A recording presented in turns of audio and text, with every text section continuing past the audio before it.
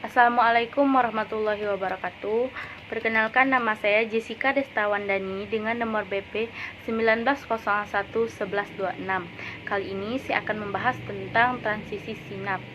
Sinap berfungsi sebagai suatu dioida mentransmisikan potensial aksi dari membran presinap menuju ke membran postsinap melewati suatu celah sinaps. Membran presinap mengandung vesikel-vesikel yang berisi neurotransmitter serta memiliki mekanisme pompa reuptake untuk mengembalikan neutron transmitter ke dalam akson plasma presinaps. Membran presinap mengandung voltage gated ion channels. Transmisi sinyal ABDA sinap dimulai ketika potensial aksi mencapai voltage gated ion channels ini. Depolarisasi menimbulkan masuknya ion kalsium melewati saluran ionnya. Ion kalsium ini akan berikatan dengan suatu protein khusus yang disebut dengan relase apparatus pada akson dan vesikel di membran presinap. Kalsium akan memicu terjadinya fusi pasikel ke dalam membran dan pelepasan neurotransmitter pada celah sinap melalui proses eksositos. Kalsium yang terdapat pada cairan ekstraseluler merupakan suatu syarat penting dalam proses pelepasan neurotransmitter sebagai respon adanya suatu potensial aksi. Efek kerja kalsium dapat dihambat oleh magnesium. Neurotransmitter pada celah sinap akan berikatan dengan reseptor yang ada pada membran postsinaps. Area pengikat ini merupakan bagian eferen dari suatu potensial aksi yang selanjutnya akan diteruskan ke sel neuron lainnya. Pada membran postsinap terdapat berbagai jenis reseptor dan protein struktural yang berperan dalam mempertahankan homeostatis sinaps. Terdapat beberapa mikrokonsep yang mengenai berbagai suatu sinap tersebut. Pertama, sinap dikatakan terdiri dari dua struktur yang paling berhubungan membentuk sinap. Seringkali neuron presinap berupa pelebaran dari akson akibat adanya suatu pasikel yang mengandung neurotransmitter pada struktur ini. Kedua, sinap biasanya terlihat sebagai suatu celah yang melebar, akan tetapi sinap biasanya cukup sempit, berukuran tidak lebih dari 20 nanometer. Ketika vesikel melepaskan isinya ke dalam celah sinap, konsentrasi neurotransmitter akan meningkatkan cukup tinggi pada waktu yang singkat. Terakhir, baik dendrit ataupun akson memiliki pelajaran yang meluas. Pelajaran ini dapat berhubung dengan miliaran sel-sel otak membentuk suatu sirkuit yang sangat kompleks. Lalu selanjutnya ada modulasi sinap, yaitu resting transmembran potensial dari suatu neuron pada sistem saraf pusat bersekitaran antara min 70 serta kurang dari min 70. Pada saraf perifer dan otot dipengaruhi oleh reseptor pompa NAK, ekstraksi sinap, inhibisi, serta ekstraksi pada potensial postsinap, dimodulasi oleh sinyal-sinyal tertentu yang akan menentukan apakah akan terjadi depolarisasi ataupun tidak terhadap adanya suatu stimulus. Lalu yaitu ada delay sinaptik.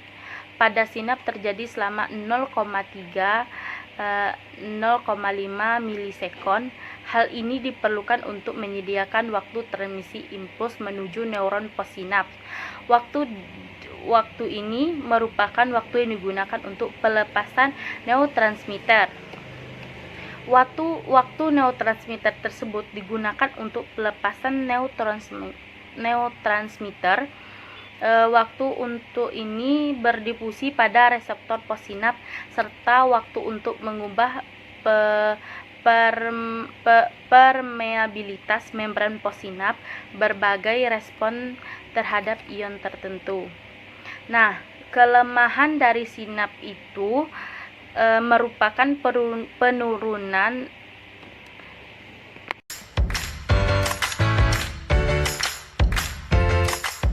impuls eksitatorik atau potensial aksi yang sampai di akson terminal akan membuka voltage dependent calcium channel. Kemudian ion kalsium akan masuk. Masuknya ion kalsium menyebabkan depolarisasi dari membran presinaps.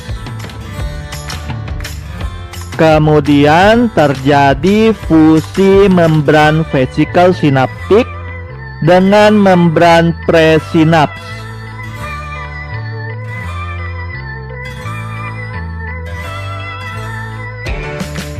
Sehingga terjadi pelepasan neurotransmitter ke celah sinaps. Selanjutnya, neurotransmitter akan berikatan dengan reseptor AMPA dari membran postsinaps. Reseptor AMPA teraktivasi dan terjadi influx dari ion natrium. Influx ion natrium menyebabkan terjadinya depolarisasi parsial. Depolarisasi parsial menyebabkan ion magnesium yang memblokade reseptor NMDA terlepas, sehingga reseptor NMDA teraktivasi. Neurotransmitter kemudian berikatan dengan reseptor NMDA. Terjadilah influx ion natrium dan kalsium, serta keluarnya ion kalium. Dan terjadilah depolarisasi komplit. Sebagai catatan tambahan, semua reseptor ini disebut juga reseptor ligand gate atau reseptor kanal ion. Tipe sinaps sudah dijelaskan pada video sebelumnya. Eksitasi akan menyebabkan neuron teraktivasi, sedangkan inhibisi akan menyebabkan neuron beristirahat. Neuron eksitatorik memiliki akson yang panjang, contohnya pada sel piramidalis korteks cerebri. Sedangkan neuron inhibitorik memiliki akson pendek, contohnya interneuron. Ada 3 tipe inhibisi neuronal: inhibisi rekuren, inhibisi lanjut, dan disinhibisi. Inhibisi rekuren atau inhibisi diri sendiri. Perhatikan komponen pada gambar ini. Ada dendrit, soma, akson, dan interneuron. Impuls berjalan dari dendrit, soma, dan akson.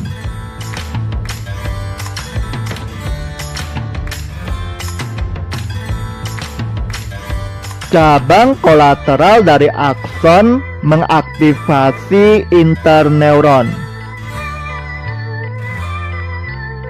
Kemudian interneuron menginhibisi sel neuron utama, sehingga pengiriman impuls dihentikan. Inhibisi lanjut atau inhibisi oleh neuron lain.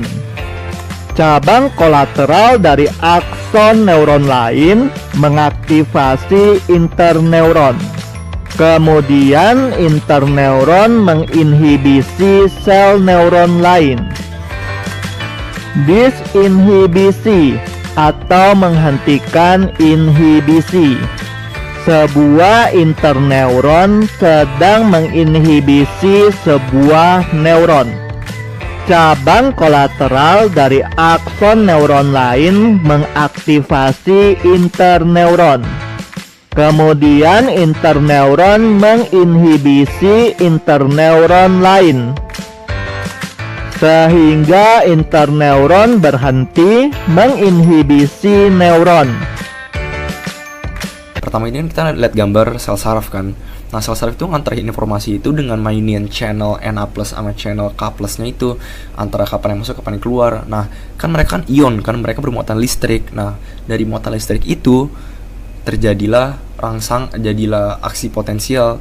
Apa sih itu namanya, kayak informasi yang dihantarkan dari satu neuron ke neuron yang lain. Misalnya kalian ngeliat sesuatu nih, nah di mata kan itu ada namanya action potensial juga, aksi potensialnya itu kayak jadi kalian bisa ngelihat gitu. Kalau kagak ada sel saraf ya kalian nggak bisa ngelihat kan, soalnya kagak ada aksi potensial. Nah gitu.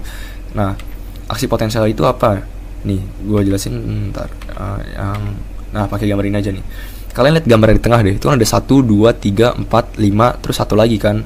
Nah, yang satu itu resting potential, dimana kita bisa nge-assume, bukan nge-assume sih, dimana kita nge-assume yang di membran di dalam, dilihat gambar kanan, membran di dalam itu muatannya lebih negatif daripada yang di luar.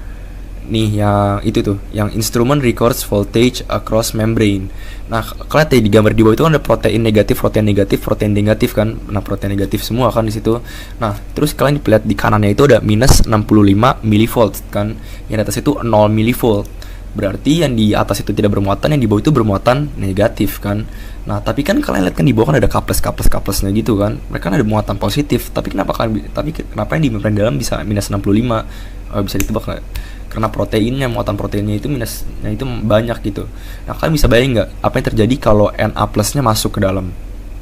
Ya bakal terjadi dari minus 65 volt bakal lebih positif kan, bisa aja naik jadi minus 40, bisa jadi minus 30, bahkan bisa plus 20, bisa plus 40 jadi positif. Ngerti nggak? Kan banyak di bawah kan banyak negatif nih. Terus kalau plus masuk apa yang terjadi? Lebih positif kan. Nah, baru kita bisa move on di gambar yang ke kirinya tuh. Kalau kalian udah ngeliat di gambar di kanan. Nah, gambar di kirinya itu kan pertama ada resting potensialnya nih. Pas dimana kagak ada rangsangan sama sekali tuh. Dimana pas di dalam normalnya minus 65 millivolt. Terus sama persis kan di gambarnya di kirinya. Nah, terus tiba-tiba ada action potential tuh yang warna kuning, depolarisasi phase, fase depolarisasi. Nah, depolarisasi itu dimana pas Na+-nya itu masuk. Na+-nya masuk membuat muatan dalam selnya itu lebih positif. Nah, kalian bisa lihat kan threshold potential itu tulisannya. Nah, gue mau jelasin threshold potensial dulu sebelum kita lanjut ke fase setelahnya. Beberapa rangsangan itu kagak ngelewatin nih, karena threshold potensial kan ada garisnya gitu ya. Itu kayak sekitar minus 50 gitulah. Nah, beberapa rangsangan itu kagak Na+-nya itu masuknya kagak nyampe minus 50. Yang terjadi apa? Yang terjadi itu mereka kagak terjadi aksi potensial. Di gambar paling kanan yang digambar itu, nah, yang paling nonjol itu yang sampai plusnya tinggi banget, itu yang paling tajam grafiknya itu, garisnya itu. Nah, itu baru bisa dinamain action potential. Tapi yang di tengah stimulusnya itu kagak ngelewatin threshold minus 50. Jadi kagak terjadi aksi potensial, kayak percuma gitu. Kalau hiperpolarisasi dimana malah bikin yang channel K+-nya lebih permeable. Nih, lihat di gambar kanan, K+-nya kan keluar terus kan. Berarti kan kalau K+-nya keluar itu ini kan membran di dalamnya lebih negatif kan, karena plus-plusnya pada keluar jadi minus 75, minus 80. Nah, makanya di gambar paling kiri itu muatannya itu lebih negatif, lebih ke bawah gitu. Nah, kalian udah ngerti kan ini tentang yang ini threshold itu apaan, penjelasan tentang thresholdnya ini penting loh, soalnya itu kayak ngedefine aksi potensial itu apaan. Ini aja. Nah, terus kan depolarisasi tuh kita tadi berarti dari nomor 3 kan. Nah, nomor 4 itu pas di mana aksi potensialnya itu udah kayak di peaknya, udah di kalau di ujung gunungnya gitu, udah kayak udah turun. Nah, kan tadi kan mulai yang depolarisasi itu kan pas Na+ masuk kan. Nah, pas udah di paling atas banget, channel Na+-nya ketutup. Nah pas channel Na plus ketutup, K plusnya masih kebuka. Nah K plusnya perlahan kayak bikin turun, bikin negatif semua. Karena kan K itu kan plus kan, ya muatan positifnya berkurang berarti di dalam jadi lebih negatif kan. Jadi empatnya di fase keempat K plusnya keluar terus turun. Tuh kalian lihat gambar di paling kanan atas deh. Nah yang kotak itu kan K plusnya, yang lingkaran itu yang warna kuning itu Na plusnya, yang di tengah tuh yang warna oranye sama kotak itu K plus gitu. Terus kan turun gitu gara-gara K plusnya pada keluar gitu. Nah terus undershoot itu apaan? Undershoot dimana pas kayak K plusnya itu kebanyakan yang keluar gitu. Jadi kayak komponen di dalam membran selnya itu lebih negatif dari sebelumnya. Makanya kayak lihat deh, itu negatifnya di bawah resting potensial kan. Nah terus kayak ada regulasi lagi, tapi di buku ini nggak dijelasin. Kayak yang channelnya itu ada yang kayak secara bebas itu, secara banyak itu kayak mereka nggak butuh, mereka kayak melakukan difusi terus. Kayak misalnya kayak konsentrasi di atasnya udah banyak, K plusnya bakal masuk ke dalam lagi. Nah bikin potensialnya itu jadi semula, jadi rasanya potensial lagi. Ngerti kan maksudnya gimana? Jadi kayak balik lagi gitu karena prinsip difusi. Ya gitu. Jadi canggung. Oh sama ini summation, tapi ini ngubungnya sama neurotransmitter sih. Kalian kalau pengen tahu ini apaan, nanti nonton video gue yang sinaps ya, soalnya kayak takutnya kelamaan gitu. Oh ya, terus gimana cara aksi potensial itu dihantarkan dari akson dari dalam akson gitu. Nah sekarang lihat gambar di kiri deh, kan itu ngasih potensial tuh yang warna biru. Nah Na plusnya masuk kan. Nah pas dimana Na plus masuk itu bakal nge-trigger yang di kanannya itu buat masuk juga. Bakal apa sih, kayak chain reaction gitu, jadi dari kiri ke kanan, terus abis itu ke kanannya Na plus masuk lagi. Lihat gambar pelan-pelannya dari paling atas ke tengah ke bawah gitu. Dan itu selalu di follow up sama K plus keluar kan, kayak prinsip depolarisasi yang ini nih tuh, yang kayak gunungnya yang nomor 3 terus ke 4 gitu. Keempatnya kan gara-gara channel Na plusnya ditutup, terus K plusnya keluar kan, jadi kayak gitu tek tek tek. Nah itu yang di kanan itu ya dari elektrodanya itu, jadi mereka tahu kapan lebih negatif, kapan lebih positif. Ya ini jumpnya, kenapa si Schwann cells ini sel myelin myelination itu kan pembuatan sel glia kan. Pembuatan sel Schwann. Oh Schwann cells itu glia, nama lain kan, tadi gue sempet bingung. Schwann cells itu glia. Nah kalian lihat yang di gambar planet itu kan kayak serabut kayak apa itu namanya, kayak itu kayak tabung gitu, tabungnya nutupin itu. Nah itu biar kayak mempercepat rangsangan gitu. Kayak lihat deh, Na plusnya kan kayak dari paling kiri ke tengah gitu, atau langsung jump lagi ke paling kanan gitu. Kayak itu lebih cepat daripada kayak mereka sel neuronnya telanjang gitu. Makanya kayak Schwann cells atau sel glia itu dibutuhkan. Bagaimana rasa sakit yang kita rasakan saat tangan kita terkena benda panas? Apakah tangan kita bergerak dengan cepat untuk menghindari benda tersebut? Banyak hewan merespon rangsangan lingkungan dengan menggunakan sel-sel khusus yang disebut dengan neuron atau sel saraf. Sebuah rangsangan dideteksi dengan menggunakan reseptor sensorik dan tubuh merespon dengan menggunakan motorik efektor. Sel-sel ini bekerja secara bersama-sama sehingga memungkinkan kita merespon ancaman dengan sangat cepat. Ketika kita menyentuh sesuatu yang panas, reseptor panas pada ujung saraf bebas dari neuron sensorik mendeteksi rangsangan dan mengirim informasi panas ini ke interneuron di sistem saraf pusat. Neuron motorik kemudian mengirimkan respon dari sistem saraf pusat ke otot rangka di lengan kita sehingga menyebabkan otot berkontraksi dan kita pun segera menarik tangan. Penghantaran impuls oleh neuron sensorik tersebut melalui dua cara, yaitu melalui sinapsis dan melalui membran sel. Penghantaran impuls melalui membran sel dapat terjadi karena adanya perbedaan potensial listrik antara bagian luar dan bagian dalam sel. Jika tidak ada rangsangan, neuron dalam keadaan istirahat, di mana bagian luar sel diisi oleh ion natrium dan bagian dalam sel diisi oleh ion kalium, sehingga membuat muatan listrik di luar membran adalah positif, sedangkan muatan listrik di dalam membran adalah negatif. Keadaan seperti ini dinamakan polarisasi. Ketika neuron dirangsang dengan kuat, maka permeabilitas membran plasma terhadap ion natrium berubah. Hal ini menyebabkan saluran ion natrium terbuka dan ion-ion natrium berdifusi ke dalam membran, sehingga muatan sitoplasma berubah menjadi positif. Keadaan seperti ini dinamakan depolarisasi atau potensial aksi. Potensial aksi dibagikan sewaktu Na mengalir masuk melintasi membran. Depolarisasi potensial aksi menyebar ke wilayah di sebelah bagian tersebut, kemudian membalikkan polaritas membran di daerah tersebut. Di sebelah kiri wilayah tersebut, membran mengalami repolarisasi dengan keluarnya ion kalsium melalui kanal potasium. Proses polarisasi repolarisasi ini berlangsung secara berulang.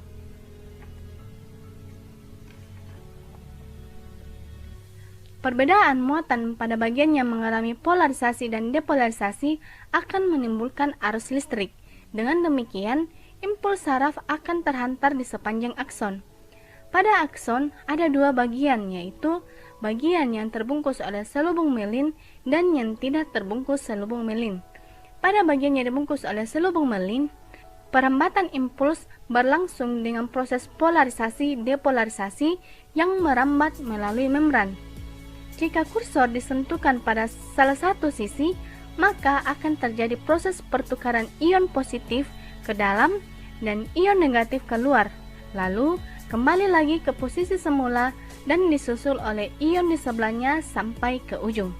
Setelah impuls terhantar, bagian yang mengalami depolarisasi akan mengalami fase istirahat kembali dan tidak ada impuls yang lewat. Waktu pemulihan ini dinamakan fase refraktori. Fungsi utama selubung melin adalah untuk meningkatkan kecepatan impuls. Pada bagian tanpa selubung melin, impuls akan bergerak seperti gelombang. Nah, pada perambatan impuls melalui akson yang bermelin disebut perambatan saltatorik. Artinya, berlangsung lebih cepat sebab pada serat bermelin, impuls merambat dengan cara melompati bagian saraf yang diselubungi melin dengan kecepatan 120 meter per detik.